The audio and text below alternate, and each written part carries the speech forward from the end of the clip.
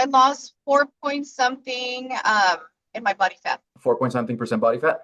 Great job. My goal was to hit 200. I ended up at like 202, which I still was real happy about it. And then on the body percent, I went from 22% to like a really low 17. I think at once I got the 16%. But again, still really good results. I started seeing it right away in my body, right? The defining now, like start defining more of that muscle, taking advantage of that weight loss and the body fat percent, right? So meal plan was, I guess, the most difficult part for us. But now with this, it helped us create the meals again, because we were sticking always to the same thing, and then we would get bored, right? Like the chicken and the rice, the chicken and the veggies. But learning now how to make different plates and still be healthy and attractive plates, it's been good for us. I think that's what's going to help us to maintain and sustain the results that we got out of this. Congrats. From a 38 to a 34. Once we have a weight with a zero, it still can become like a glass ceiling. Like we kind of we can break through it just mentally. I mean, we just make it something bigger than it is. That's what it is, right? We make it very mental, or at least for me personally, it wasn't just a change physically, but mentally as well, right? I think we learn way more than just how to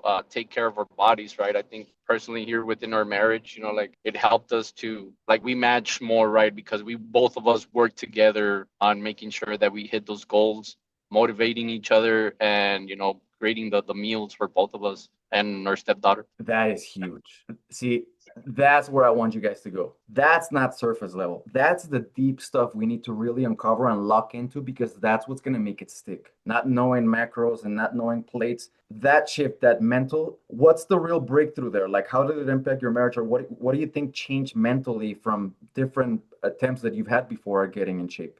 It was always like a push and pull, right? I was like, all right, let's do this. But like, nah, like, let's go get a burger. Let's go get a pizza. And I was like, nah, we got to stick to the plan. Like, let's mix up our meal here. And we would add something different. And I was like, all right, yeah, we made a good decision sticking to the plan than just going off board. What do you think made that change, though? I think the support, just all of us supporting each other, because even now, my daughter, she's been making like her own meals as well, following the same plan. So all of us kind of being on the same wavelength, instead of one of us being the bad one trying to pull the other one into like, no, come on, it's Friday, let's just go and get something, something quick.